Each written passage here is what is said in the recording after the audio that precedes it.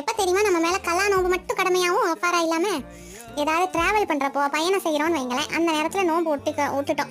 அதாவது பயணம் செய்கிறவங்க மேலே நோம்பு வந்து கண்டிப்பாக பிடிக்கணுன்ற கடமைலாம் இல்லை, பிடிக்கலாம், விட்டும் பிடிக்கலாம். அது பிடிக்காதவளையும் குறை சொல்லவும் முடியாது, பிடிச்சவளையும் குறை சொல்ல முடியாது. அப்போ அந்த நேரத்தில் கல்லா மட்டும் கடமை, இன்னொரு நாள் நோம்பு பிடிச்சிக்கணும். அப்புறம் வந்துட்டு நோயினால நோம்பு பிடிக்க முடியல, ஏதாவது செய்து காய்ச்சல் இது மாதிரி தடுமாறி அந்த நேரத்தில் நோயாக இருக்குதுன்னா நோம்பு பிடிக்காமல் விடுபட்ட நாட்களை திருப்பி கலா செஞ்சுக்கலாம். அதே மாதிரி குழந்தை உண்டாகிற நேரம், குழந்தைக்கும் தாய்க்கு ஏதாவது ஆபத்து ஏற்படும் அப்படின்னா அந்த நேரத்தில் நோன்பை விட்டு பிடிக்கலாம். பால் கொடுக்குற தாய்க்கும் அதே பொருந்தும். அதுக்கப்புறம் நல்ல எல்லாத்துக்குமே தெரிஞ்ச விஷயம், பீரியட் டைம், மாதவிடாய் டைமில், பேறுகால தொடக்கம் இருக்கிற டைம்லலாம் வந்துட்டு நோன்பு பிடிக்க தேவையில்லை. அந்த நோன்பை வந்துட்டு நீங்கள் நோன்பு முடிந்த பிறகு வேறொரு நாட்களில் கலா செஞ்சுக்கலாம். சரி, இப்போ மயக்கம் போட்டு விழுந்துடுறாங்க. அப்போது மயக்கம் போட்டு விழுந்துட்டோன்னா அவளுக்கும் அதே தான், பைத்தியம் பிடிச்சிட்டாலும் அதே தான். மயக்கம் தெளிஞ்ச அப்புறம் நல்லா ஆனப்புறம், பைத்தியம் நல்லா ஆனப்புறம் இன்னொரு நாள் வந்து அவங்க நோன்பை கலா செஞ்சுக்க வேண்டியதான். சொல்லுங்கள், வேறு என்ன காரணங்கள்?